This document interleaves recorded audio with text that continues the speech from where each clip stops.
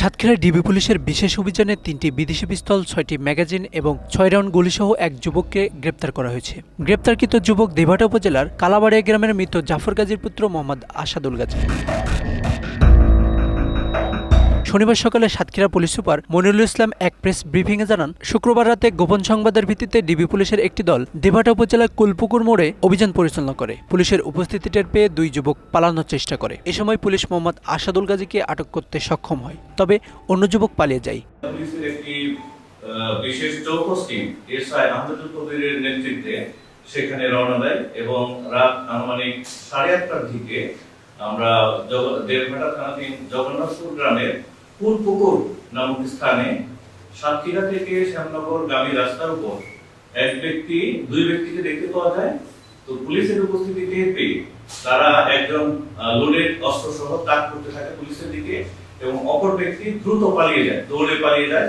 তো পুলিশ তাদেরকে চেস করলে এক ব্যক্তিকে হাতে নাতে গ্রেফতার করে। সে ব্যক্তির নাম আসাদুল গাজী, তার বয়স আনুমানিক 32 হবে। তো তার কাছে তার হাতে লোডেড অবস্থায় একটি পিস্তল পাওয়া যায়, 2 রাউন্ড গুলি সহ, এবং তার ডান পকেটে কষ্টের দ্বারা মোড়ানো অবস্থায় একটি খালি ম্যাগাজিন পাওয়া যায় এবং তার 2 জিন্সের যে জ্যাকেট পরিহিত জ্যাকেটের মধ্যে আরো 2টি পিস্তল ছিল লোডেড অবস্থায়, 2 রাউন্ড করে, এবং খালি একটা করে ম্যাগাজিন ছিল।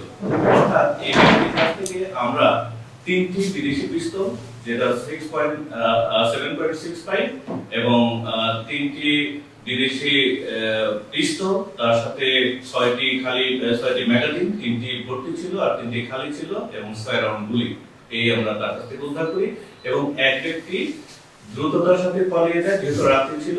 আমরা তাকে গ্রেফতার করতে এখন পর্যন্ত পারিনি, আমরা চেষ্টা করে যাচ্ছি। এবং এই প্রেক্ষিতে গত 3/1/2025 তারিখে অস্ত্র আইনে তার নামে মামলা রুজু হয়। মামলাটি তদন্তাধীন রয়েছে। আমরা আশা করছি অতি সত্বর আমরা যে ব্যক্তি পালিয়ে গিয়েছে এবং তারা এর সাথে জড়িত রয়েছে আমরা গ্রেফতার করতে সক্ষম। তল্লাশির সময় আসাদুল গাজীর কাছ থেকে 3টি বিদেশি পিস্তল, 6টি ম্যাগাজিন এবং 6 রাউন্ড গুলি উদ্ধার করা হয়। এ ঘটনায় ডিবি পুলিশের উপপরিদর্শক এসআই আহমদ কবির বাদী হয়ে দিভাটা থানায় 1978 সালের অস্ত্র আইনে একটি মামলা দায়ের করেছেন।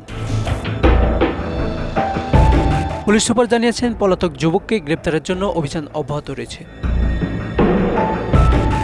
Bangla affairs news desk.